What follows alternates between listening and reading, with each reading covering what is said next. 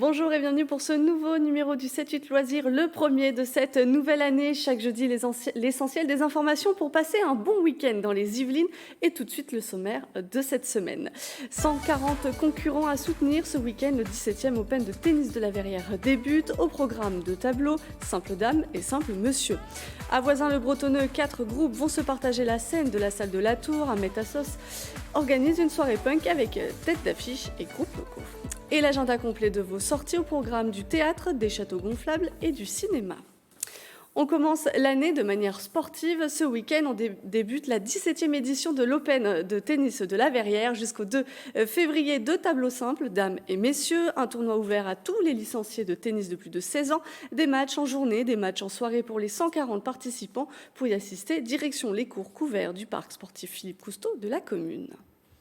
On commence par les non classés, et puis on finira par les meilleurs. Le tournoi est ouvert à 3-6, que depuis cette année. Ça, c'est une nouveauté. C'est une nouveauté. Nous étions ouverts jusqu'à 5-6 avant, et cette année, on l'a ouvert à 3-6.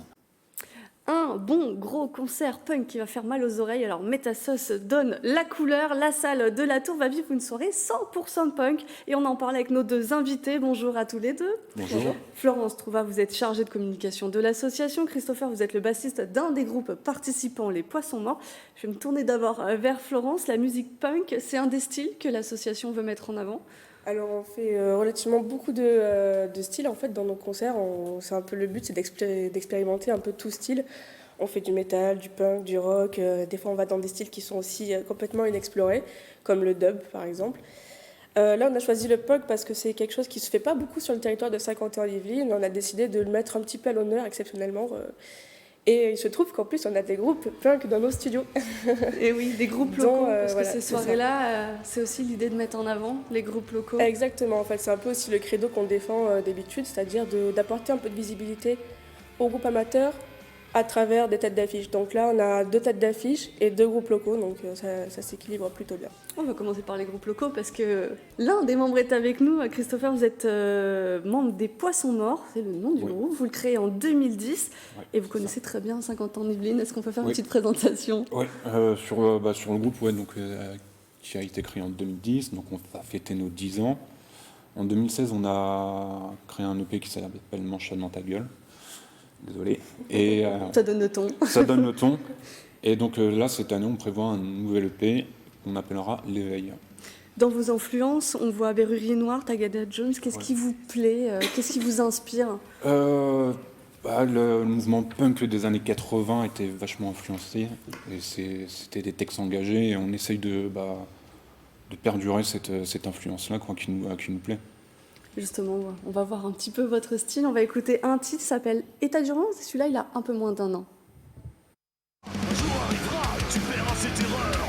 Le peuple s'insurge contre l'usurpateur. À force de prendre le jour pour le con, tu vas programmer la révolution. État d'urgence, nous baïonner, nous condamner, notre vengeance. Voir ton cadavre sous tous ces pavés. On pourra l'entendre samedi soir, celui-ci ? Oui, sûr.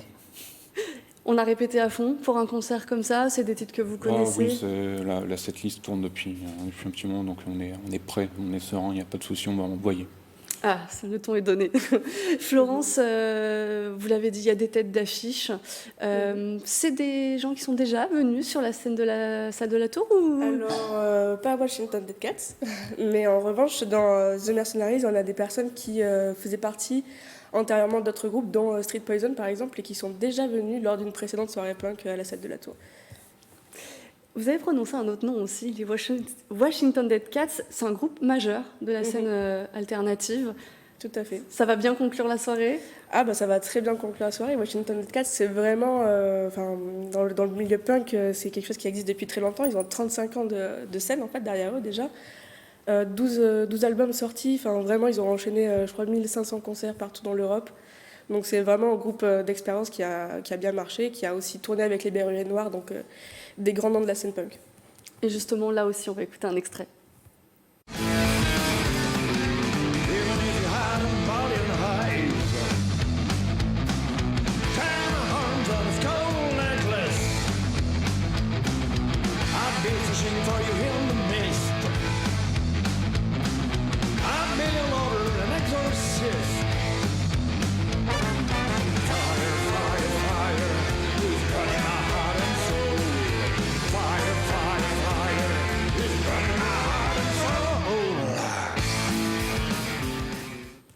Christopher, des groupes comme ça, vous allez faire la première partie, vous en avez déjà fait, mais ça donne des inspirations, ça motive, on va chercher aussi peut-être des conseils pour plus tard.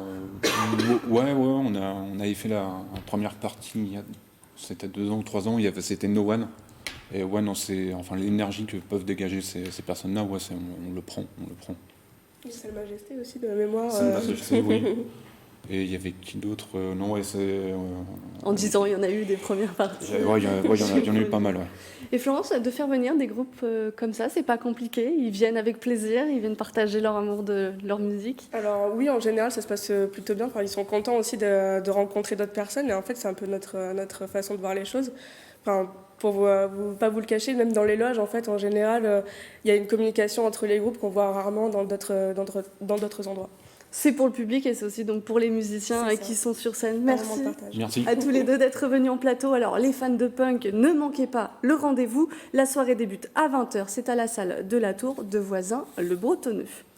On part à plaisir. Maintenant, pour partager un stage découverte de théâtre, l'association Plaisiroise pour la promotion du théâtre et du spectacle vivant attend parents, grands-parents et enfants pour une journée d'échange, l'occasion de partager ensemble une journée autour de petits jeux sur le corps, la voix ou encore l'espace scénique. Le stage sera animé par un binôme, une comédienne et une musicienne. Pour s'inscrire, les informations s'affichent à l'écran. On écoute un mot de la présidente de l'association. C'est un stage qui est co-animé. On a l'habitude de travailler ensemble et en famille. On a eu une première édition l'année dernière qui a super bien marché. Et on s'est dit qu'il fallait recommencer. C'était un vrai temps de partage qu'on n'a pas le temps de faire forcément. On travaille, on court. Et les retours qu'on a eus nous ont confortés dans l'idée qu'il fallait recommencer.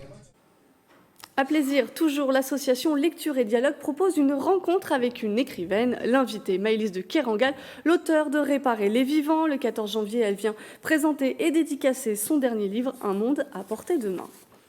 Sauter, rebondissez ou encore jouer. Depuis la fin du mois de novembre, les enfants ont un nouveau lieu de jeu à Saint-Quentin-en-Yvelines. Le centre commercial SkyWest accueille Funland, un espace de structure gonflable. Regardez.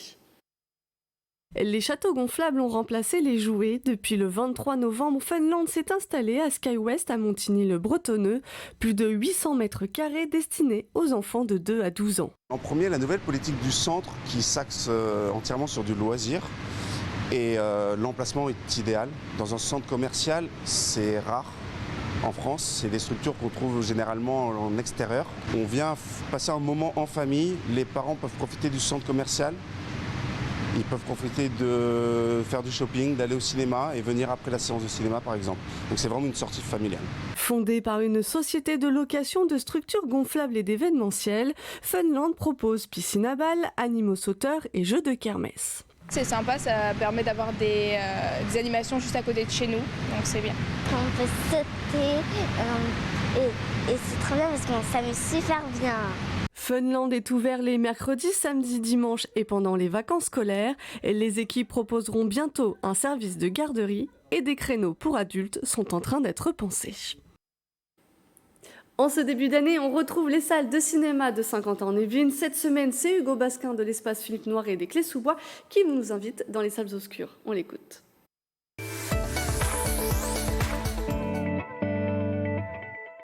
Cette semaine, dans les salles de l'espace Philippe Noiret des Clés-sous-Bois, nous vous proposons de venir voir ou revoir le 9e épisode de Star Wars, l'ascension de Skywalker, en version numérique française 2D ou 3D. L'occasion également pour vous de découvrir ou redécouvrir l'exposition dédiée à la guerre des étoiles dans nos locaux. Faites vite car elle se termine ce dimanche 12 janvier. Une semaine variée dans notre programmation puisque nous proposons des films d'animation pour petits et grands avec Vic le Viking à partir de 3 ans, Les Incognitos à partir de 6 ans ou encore, sous avertissement, le fantastique film de Jérémy Clapin, J'ai perdu mon corps, ayant reçu 5 prix et 6 nominations en 2019. Un hommage aux membres fantômes, aux disparus, sans doute l'un des meilleurs films d'animation français des années 2010. En sortie nationale, nous avons également le fabuleux film d'animation L'extraordinaire voyage de Marona de Anka Damian, qui a été nommé 3 fois au Festival du film d'animation d'Annecy en 2019.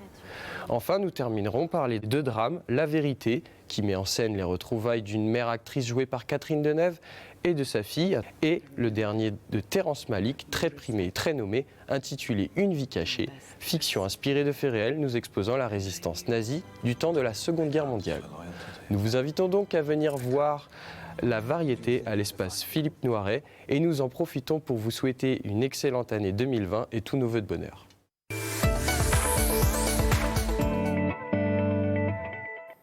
On quitte maintenant les Yvelines pour un détour par la capitale. Via Grand Paris vous fait découvrir le spectacle d'une histoire culte. Peter Pan est de retour à Bobino. 15 comédiens, chanteurs et danseurs naviguent, volent, jouent, chantent et dansent. Je ne veux jamais devenir un homme. Je veux toujours rester un garçon. Venez vous replonger en famille dans le monde fantastique de Peter Pan à Bobino. Depuis 15 ans, le héros de tous les enfants revient sur scène pour un voyage vers le pays imaginaire, accompagné de Wendy et ses jeunes frères, sans oublier la terrible bande de pirates menée par le capitaine Crochet. Ce conte poétique est une réadaptation fidèle de l'histoire originale, créée il y a plus de 100 ans. Je le veux, mort ou vif. Attaque!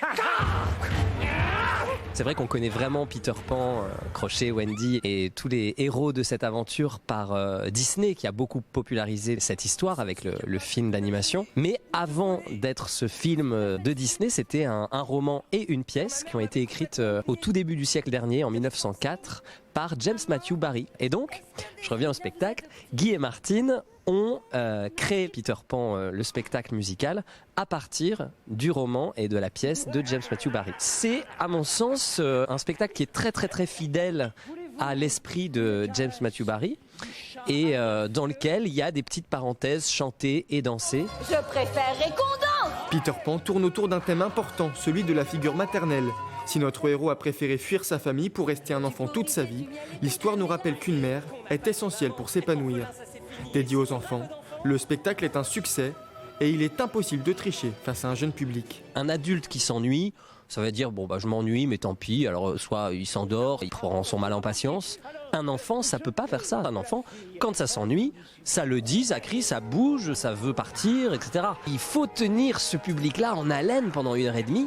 Et j'avoue que sur ce spectacle, on a énormément de chance parce qu'on les sent avec nous du début à la fin. Et puis d'ailleurs, ils participent au dénouement de l'histoire. C'est un spectacle qui est très rythmé, il y a beaucoup de décors différents. Comme on a dit, c'est avec des passages chantés, dansés, une gigue irlandaise, un quadrille qui les tient en haleine. Peter Pan, le spectacle musical, c'est à Bobino jusqu'au 22 février 2020. C'est la fin de ce 7-8 loisirs. Merci de nous avoir suivis. On se retrouve jeudi prochain pour un nouveau numéro.